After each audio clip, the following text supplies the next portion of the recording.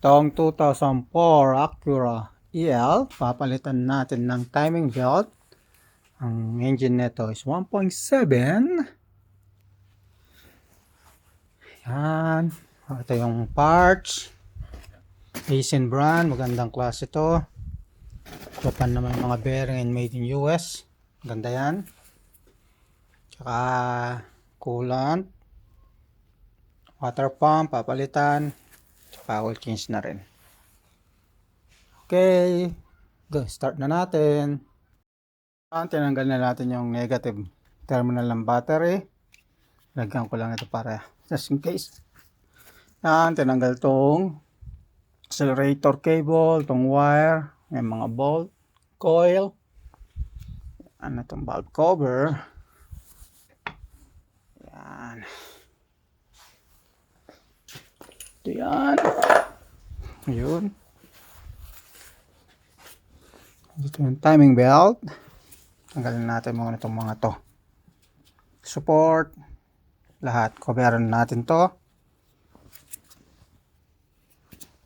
Okay. Kayari yung malakasan ng ano.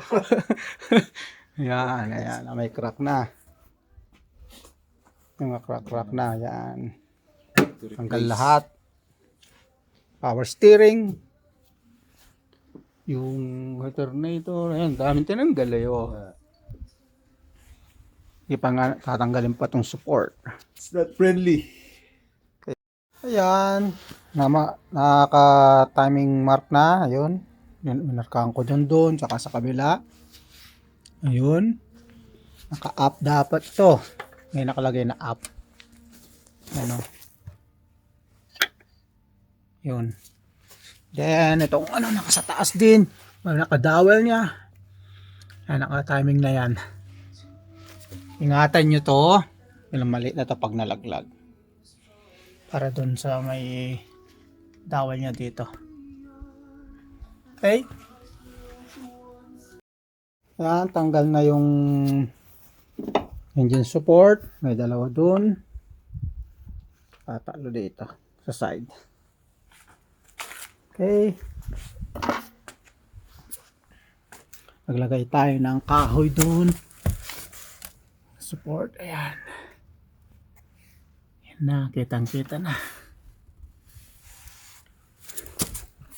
Ayan, tanggal na natin yung timing belt. Tanggal na yung timing belt. Lumang timing belt. And then, naluangan ko na rin to sa may tensioner niya. Yan. Yan. Linisin na lang muna natin. Tanggalin muna pala yung water pump and then linisin. Okay. Mga luma. Okay. Tanggal na itong water pump. Yun. Kaya linisin muna natin. Okay. Yan, nalagay na yung bagong water pump. Yun. Ayan, malinis na rin.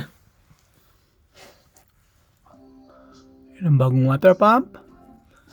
Ilagay na natin yung timing belt niya. Okay. Na-timing na natin. Ito yung marka, tsaka yung isang araw dun sa loob. Ito yan. Tapos dun sa kabila. Yan. Okay. Turn na natin. Ilagay na natin yung tensioner. Yan. Pati yung spring. Okay. Ikot na lang natin. Or double check. Ayan. Naibalik na lahat. Nakatorque na rin yung crankshaft bolt. Na-adjust na yung mga belt. Tapos yan sa taas. Naibalik na. Bago na yung bag cover gasket. Yan. Yung belt na-adjust na rin. Yung mga wire sa likod naibalik na. Okay. And then lagyan na natin yung baterya. Test na natin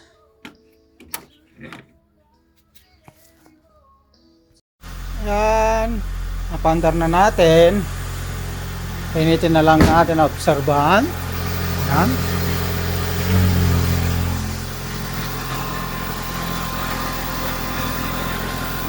Yan yung coolant. Maraming salamat sa panonood. God bless.